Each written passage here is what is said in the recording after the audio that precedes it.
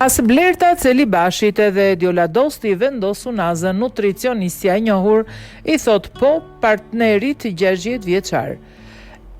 Erold Belegu ka zgjedhur që ditëlindjen e tij të 60 ta kthejë në një moment të paharrueshëm për partneren e tij, Dioladosti.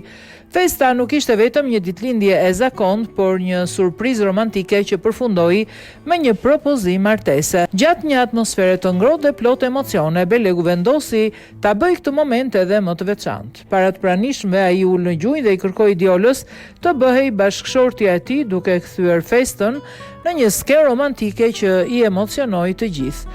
Përgjigja e nutricionistes erdhi menjëherë dhe ishte pozitive. Ajo pranoi propozimin duke shoqëruar momentin edhe me një dedikim në rrjetet sociale.